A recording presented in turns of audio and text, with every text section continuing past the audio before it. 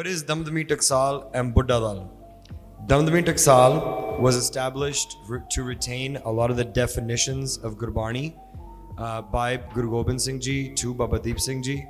And they now teach how to read Gurbani and how to understand Gurbani and the arts of Gurbani as the katha was done by Guru Gobind Singh Ji to the Baba Deep Singh Ji, and it's passed on.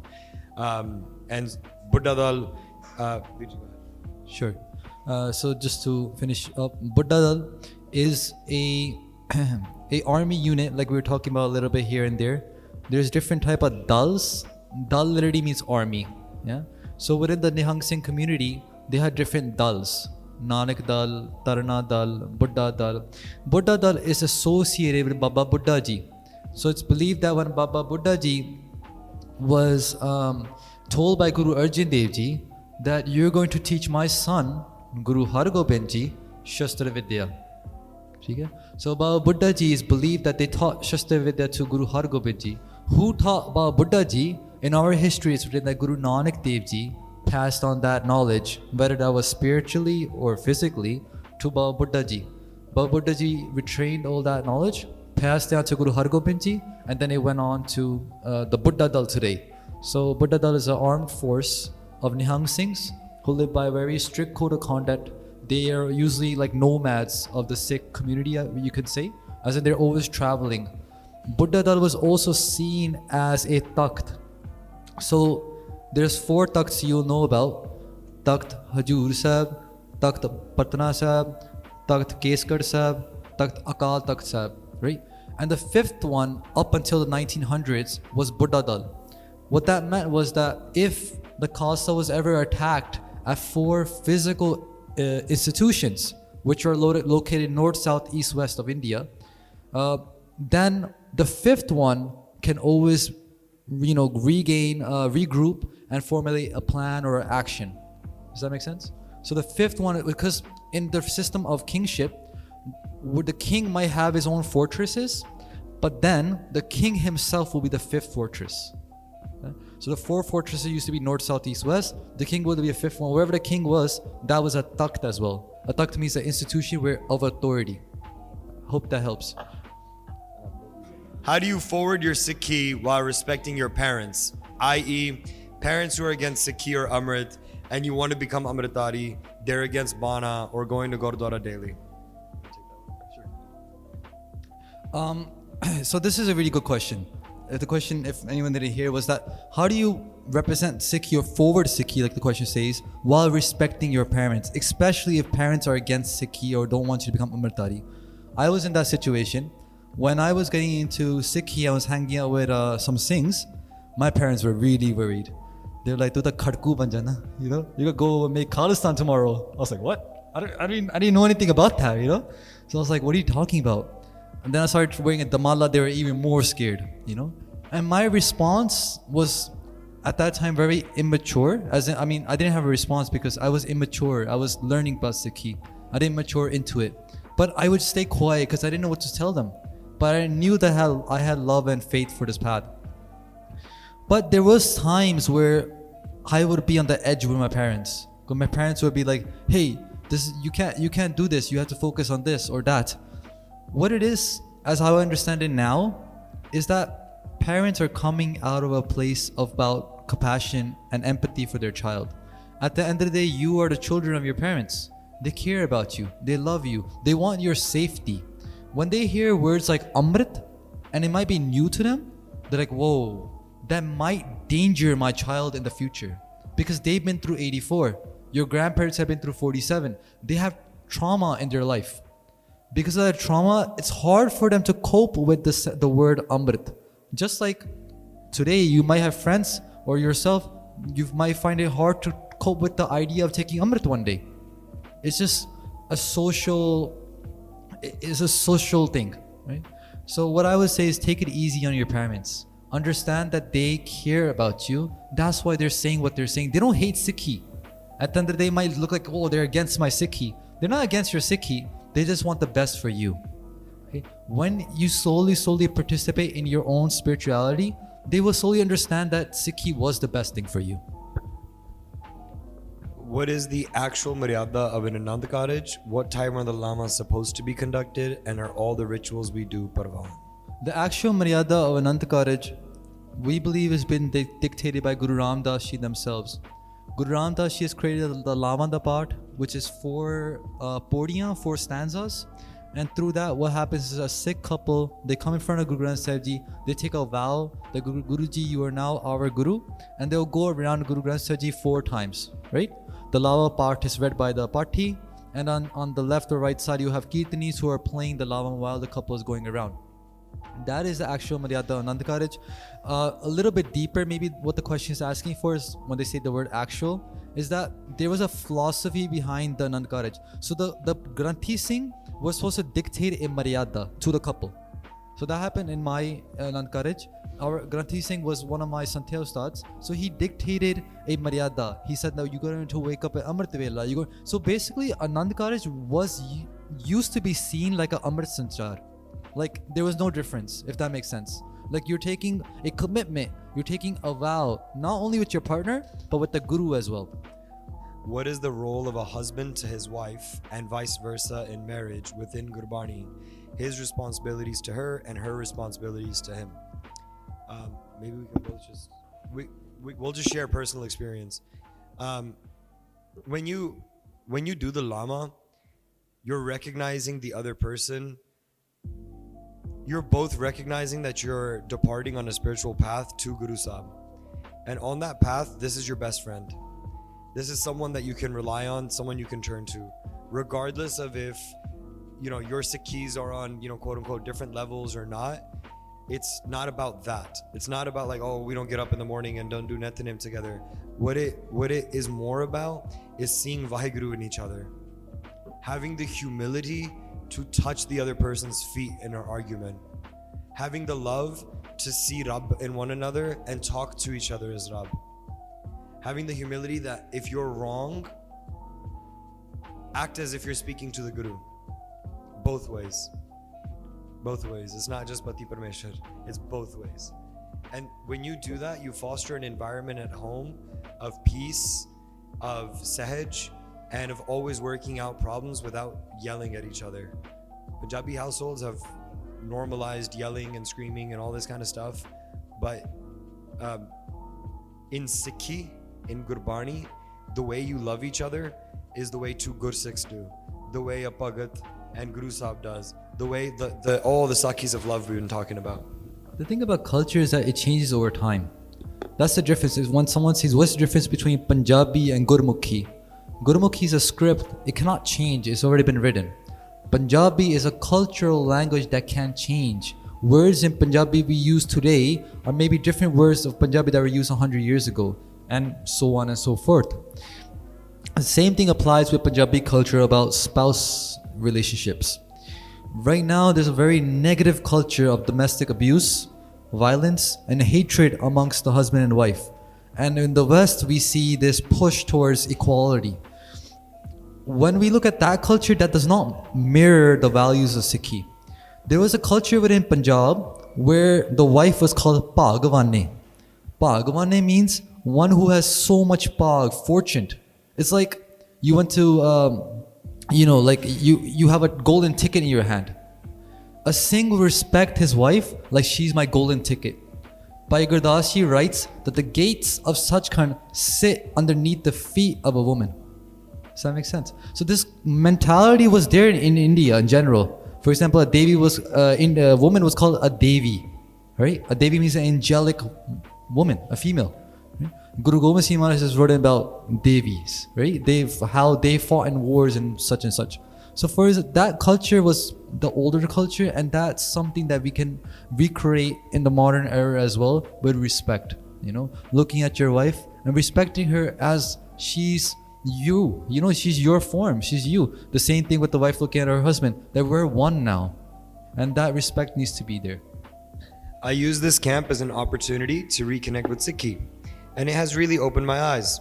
But I don't know how I can rewire my brain to think that tera kiya meetha lage. How can I reconnect to my Guru more? By putting your arrows at his charan. Go matha tek. Do benti to Maharaj. Please bless me with your love. you're not meant to be at an avastha of tera kiya meetha lage. That was the guru that was at that avastha, and we want to get there, right? So it's not about putting that's why a huge part of the talk was don't put pressure and guilt on yourself. Instead, just fall in love. Stop worrying about the externals. Just go do seva, focus on your name and focus on matha taking and doing ardas. Sure. For myself, I knew I struggled with this concept as well, tera kiya meetha lage, especially when I was in college. And that was a time when I was introduced to Sikhi, was when I was in college. Especially when going through friends, things that are involved in college. It was hard for me to understand that whatever is happening around me is for my best. So what I did to rewire my brain was I would tell myself, Jo to the bhava sai palikar, which means Jo tanu changa lagda, bhava means whatever pleases you. Sai, that thing, palikar, that is o pala mere vaste. O ek pali vastu hai mere vaste. That pala means best. Well, well for me. I would say that as my medicine, even though I didn't believe it at that time. And today I can say I believe it for sure. It's like that medicine becomes the truth. Even if in that moment it doesn't hit you, it doesn't touch you, it will one day. I never know how to feel about Sikhs in Sikh leadership positions who publicly partake in non-Sikh conduct, more particularly drinking and smoking. Is this a valid emotion, and do you think there should be any minimum requirements for leaders, even SSA board, to follow these bare minimum requirements to be able to represent Sikhi? Yeah, I think if you're the president of a Gurdwara or you're leading your SSA, you need to make sure, because the thing is, especially for the SSA part, if freshmen are coming in and you're getting drunk and you're smoking and you're inviting them to parties, they are coming to find themselves, and you've just opened the door for them to start smoking and drinking with you. And you are literally doing the opposite of what a Sikh student association is meant to do, which is show you the path of the Guru. Instead, you've shown them the path of Nark. I think Vijay is a great person to ask about this in terms of SSA stuff. In terms of a leadership role, Das would say that a leader represents the community. What that means is today, if I'm sitting in front of you, or if someone was sitting in front of me I would look up to that person and be like, you know what? That person's values and ethics, their character is something I want to reach one day. So if you're on that kind of leadership board, wherever that may be, you have a very big responsibility. Either you fake it till you make it, or you work really hard on yourself to make yourself into that beautiful leader that you wish to become, so that others can look up to you. During retreat, we talked about how different people can have different but equally legitimate roles to help the Panth. What's a useful way to think about balancing working to benefit the Sikh Panth, in particular, and doing Sarbat Tapala and working to affect Dharam in the world at large? So we all have to work. It's just the society we're in. So for me personally, I wanted to get to a place in my work where I can do Seva part-time. And so that's what Maharaj blessed me with, and I was able to do that. Once you get to the part of doing Seva, so you want to build your jobs, you want to build your finances, you want to build your roots, right? If you decide to, we were saying full send last night, if you decide to full send into just doing Seva, then make sure you've done an ardas and taken a hukamnama from Maharaj and ask them. For example, when Bhai Jagraj Singh Ji decided that he would dedicate his time to basics of Sikhi full time, he owned a recruitment agency. And he did an ardas to Maharaj that, should I just turn down my business and just do prachar? And the entire hukamnama was about doing prachar. So he shut down his company and he said, this is what I'm doing now. And then he said, Maharaj will sort it out for my family. Maharaj will sort out what's happening. For me, I took a similar hukamnama, and it was not about just prachar. It was definitely about being more well balanced. So I knew that whatever role Guru Sahib has for me has to do with taking care of my family, taking care of my grist jivan, and then also serving the Panth in whatever medium the Panth wants me to serve. So if you're passionate about political movements, you should join those type of things. If you're passionate about prachar, you should join that. If you're passionate about bhakti, you should try to find more sangats, put on more camps. So that's how I've found is a good way to balance what you do in life, is take your passion and create a friend circle around that passion so that you're all engaging in something you all want to do. Anytime that you lead a friend group or your own life with your passions, you go further than, you know, just doing things that your heart's not in it. If your heart is in it, your mind is in it, your body's in it, everything just starts to flow. Sure, Vijay. When we talk about Sikh Dharam, right? If you look at the Gurdwara, you see those three types of people you'll see, right? One will be these like Jangi, Yodhe, you know, people dressed in like Karpana and Tega and everything. And you like Shastras, weapons. And the other side you will see maybe like Sadhu Birti Wale Gurmukhs, right? Sadhu Birti means like a little bit more lighter in weight. They might not dress with a huge Karpana. They might be wearing white, like saintly kind of outward appearance. And then you will have Rajaguni people who are Gristi. Those guys will come in with the red bugs, you know, dashing ties, nice suits, right? The Gurdwara is a place for all three. Even though these three will collide, you know, takra hona hoega. What's that word? Collide? Clash. They'll clash with each other. The Gristis will look at the Surbirs and be like, "Inni vaddi kirpan payi hui aaj. Edi ki loda hai na?" The Surbis will guys will look at the Gristis like, "Hella, lal pag. What was the point of that?" And then then they'll look at they'll make the fun of the sadhus. Eta sadhu jayega, inu ki pata duniya bare. They'll all clash. Why? Because we all have a different mentality, but the Guru welcomes all, right? We know the Guru welcomes all. So what is your role in the Panth? And how you can serve the Panth depends on which class you fit into. If you are a Gristi person, you know, you're going to school, you have a career, you got to make a lot of good money, great. The Panth needs your money. You know, support Pachariks, support different organizations, support Khalsa, like anyone you want to support them. And that's your Seva through Maya, right? Because Gristi vaste, a Gristi has Maya, the Shastrtari guy has a Kirpan, and the Sant has a Poti. That's how they contribute. How do sadhus contribute? They'll go out and teach Vidya, they'll teach Santya. How does a Shastrtari person contribute? They'll protect your life. Make sense?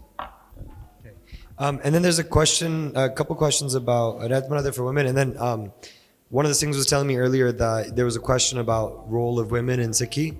So I'm going to put it all together real quick. We only used, quote unquote, the role of women in Sikhi the first night because the question that was asked was about the role of women. But generally, the role of women and men in Sikhi is the same. Naam japo, seva karo, sach khand jao. That's honestly what it comes down to every time. I know that we're looking for more, but the Rahat Maryada for a woman is wake up in the morning at Amrit Vela, Panch Baniyan karo, Rara Saab in the afternoon, Kirtan Sohela at night, 4 Bajr Karatana karo, Panch Kakar pa ke rakho. It's the same as anyone else. Yeah, 100% safe. And the contributions are the same as well. It's just that like some history is so predominantly out there, while others is kind of in the back. If you feel like the history of the Sikh woman is not shared enough, then you share it. Research it. Come to me and be like, Paji, I want you to talk about this Sakhi today. You know, enforce your speakers to talk about what you want to hear about.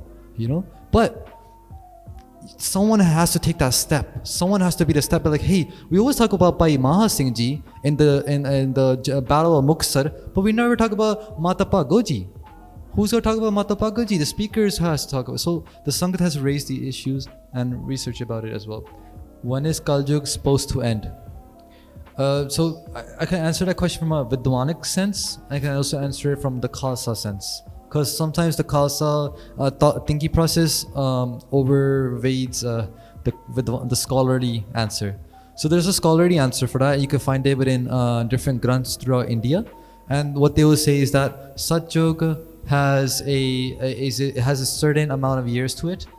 Then the Treta has less amount of years, Dwapar has even less, and Kaljug has even less, right? So I think the amount of years for Kaljug is supposed to be like 500,000, something like that in total for Kaljug. And then we're already in like 6,000, something like that. So we have the remaining left. So it's a long way to go, according to the scholarly sense of jugs.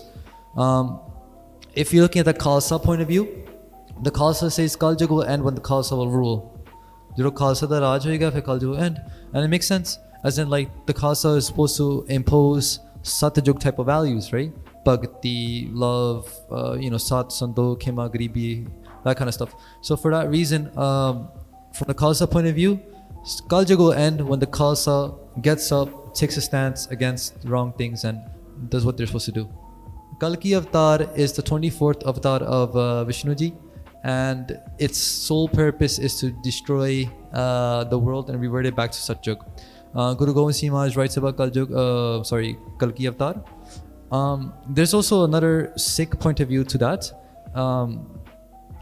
We can also say that Kalki Avatar, so some people say Guru Gobind Singh Maharaj will return. Like, I don't know if you ever heard that school of thought. So some people say that now the system has changed. Like, the world has gone through the jugs before, but this Kal Jug is different. And it's the sense that before every other Kal Jug, Guru Nanak Dev Ji Maharaj did not take Prakash, but in this Kal Jug, Guru Nanak Dev Ji took Prakash. So for that reason, the Khalsa has been set off for the first time in that cycle of jugs. So ho sakta hai ki in this cycle, Kalki Avatar will not need to come.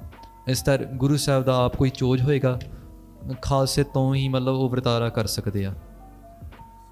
Ho sakta. Yeah, Okay. that's one way of looking at it. How do you balance calling people out for anti-Sikh behavior versus not judging? Cancel. Put them on Twitter, bro. Blast them. No. I found the best way is a conversation that is led with love and Bani, and showing them, hey, this is anti-Sikh. What are your thoughts on it? Because anywhere there's like room for conversation, there's room for growth. And if that person and you are uncomfortable meeting, it's a really good idea to find a third person to facilitate that conversation. Is that fair? Is sex only for procreation in Sikhi? Because otherwise it's in Kam. Is sex only for procreation? Well, we can look at what Gurbani says. Guru Gobind Singh Ji Maharaj talks about a conversation that they have with their father, Guru Tegh Bahadur Ji. This is why Dasam Gurbani is really important. Maharaj says that Guru Tegh Bahadur Ji told Guru Gobind Singh Ji Maharaj, when you come of age and you marry your partner, what you should do. They say, Nij nari ke sang tum nit badaiya ho. With your wife, you should increase your love with your wife every single day. And that form can be in sexual activities with your spouse. That can be a form of how you increase love with your partner. We don't have to think that we're all adults here. You know? We all go to biology class, we talk about these things. So we shouldn't shy away, especially in an adult setting. So for that reason, there's no reason to think that I'm talking about something weird. It's part of life, right? So Maharaj says, Nij nari ke sang tum nit badaiyo, par nari ke seja tum supne ho na jaiyo ho. What that means is that Guru Tegh Bahadur Ji says to Maharaj that even in your dreams, do not enter a bed of another woman. Does that make sense? With your own spouse, create love every single day, but never enter the bed of another woman in your dreams. So I hope that clears out the message that you can commit in those activities with your spouse, but even in your dreams. So the cause has to be so tiyar bar tiyar that and these dreams happen to us, don't they? We have different names for them. I don't want to say it because it's a little bit informal. Aren't dreams part of the subconscious? Is that what you said? And you don't have any control of your dreams. That's what you said, right, Riji? Okay. Great question, Riji. Or great statement. Dreams are really hard to control. There are different methods, like people say lucid dreaming, and basically dreams are a reflection of your Jagrat Avastha. Jagrat Avastha means like you're awake right now, ਤੁਸੀਂ ਜਾਗ ਰਹੇ ਹੋ, ਤੇ ਜੋ ਤੁਸੀਂ ਤੁਹਾਨੂੰ ਜਗਤ ਦਿਸ ਰਿਹਾ, that reflection is mirrored over in a dream. So it might be like ulta fulta, as in like it might be like up and down. But within the concept of spirituality, we have this concept that dreams are a portal for the divine to intervene in your life. Okay? Dreams can be a portal for the divine to intervene in your personal life. What that means is that Guru might speak to you through your dreams. A Gursikh might come speak to your dreams. The Guru can test you in your dreams as well. Yeah? So for a male or a female, if you're married or we're in a relationship, if you have a dream about the opposite gender coming to you in a dream, and they're, how tyaar bar tyaar you are in that dream is going to be reflected of how tyaar bar tyaar you are in your current awake state. I have a question about nindya. At camp, we learned how bad doing nindya is, and nindya acceptable when it's for a good purpose. For example, when Guru Nanak Dev Ji called Babar Jabar, because, okay, nindya is one thing, calling a flower and a thorn is a different thing. Saying it how it is one thing, for a purpose, right? If you can, I have a rule of thumb. If I can say something to Sahib about Bhai Supreet Singh, I should be able to say that same thing to Bhai Supreet Singh to his face. I should have already planned to say that to his face. That's my personal rule of thumb. In order to make sure that I don't do nindya. Is the statement I'm about to say something that I'm okay with putting them on speaker and saying right now? One definition nindya that I was told by Gurmukh was calling white black and calling black white. Nindya is like looking at a flower and calling it something else for what it is. So a form of nindya could be like not speaking the truth about someone, instead making up lies. If someone's doing the wrong thing, it's not wrong to educate your peers and your fellow members about, hey, watch out for this guy. He's doing some wrong stuff. He's doing some shady stuff. Anand cottage in hotels and destination weddings? Yeah, don't do it. You're disrespecting your guru. You're going to get kirpa from your guru, right? Please bless us. You go into their darbar. You don't say, I want to go to Mexico, Maharaj. And I want to put you out on the beaches and have the winds blow and dirt coming and people walking around with drinks and people walking around half naked, right? It makes no sense. There are situations where like a gurdwara is not available or something and people will do it at their house. I think that's acceptable. What do you think? Because proper satkar is taken care of and proper measurements. There's no alcohol there. There's no dancing there. Like I've been to a couple of Anand cottages. Also, I should have started with this. It's an Akal Takht Hukum that you're not allowed to do it. So take that for face value. First Panthic answer of all the Q&A so far. I would say that like when you're getting married, taking care of Guru Sahib will probably be like out of your reach. Like as you as an individual, when marriages happen, there's so much going around you, family members, chache, tae, the auntie living next door, she'll be running in your face saying different things. There's be so much going on, you will not be able to physically take care of Guru Granth Sahib Ji. So if you can guarantee that Guru Granth Sahib Ji Maharaj will be taken to that place with full respect and taken out of that place with full respect, and during the time there Prakash will be for full respect, then that makes 100% self. If you can guarantee it. If you cannot guarantee it, then you just choose what is the safest option for you and your family. How can I control my thoughts and actions of lust? It's a good one. It goes back to the answer I was giving earlier. If you're tyaar bar tyaar in your physical jagrat avastha, when you're awake, then those things won't occur to you in your dreams. In the same way, how do you control lust and become tyaar bar tyaar? Is the more Bani you read, the more Chopei Sabs you read, the more protection Baniya you read from Guru Sahib, the more stronger you'll become internally. You'll have the strength to look a Bibi straight into her eyes or Singh straight into his eyes and be like, you are my brother. If you're, that you're already married and have a spouse or whatever it may be, and avoid lust in that way. But it is hard. I'm not saying it's easy. I would say that there's a lot of guilt that surrounds lust, and I kind of want to talk on that. I feel like a lot of people in our panth have reached out to us anonymously and kind of shared how they're stuck in lust. And I would say that, how Bhai Sahib said, continue your Bani, but don't act like you deserve to die because you gave up into lust. Mistakes happen. Mistakes happen, right? And sometimes it's the same mistakes over and over again, the type of questions we've gotten. And if that's the case, just keep going with your Bani. One thing is willpower. How important willpower is. They say good habits make strong willpower. Bad habits make weak willpower. Willpower is your ability that you're home all alone, right? A lustful thought comes to your brain, and before you pop your laptop open and do the wrong thing, you're like, know what? I'm not doing that today. Does that make sense? Willpower. But if you give into that one day, you give into that next week, you give into that again and again, it becomes a habit. You will have very weak willpower, Then when the day comes, 6 months later, you've been doing this and it becomes a routine. 6 months later, you'll be like, you know what? I want to stop doing this. It's become to the point where it's going to be very hard to stop. So if you have just started doing a habit that is supporting lust, you can stop it early on. It will be easier. But when that small fire grows so big, it will only consume you. So at that point, it's going to be harder, and you will definitely need some resources and maybe good friends to help you out. So that's everything. We're sorry that we had to cram in quickly the last few, but we have to leave to catch my flight. Thank you all very much for inviting us. Thank you for asking all these questions. We're always available as a resource if you want more information on anything. Thank you all very much. Thank you so much. Thank you. Vaheguru Ji Ka Khalsa, Vaheguru Ji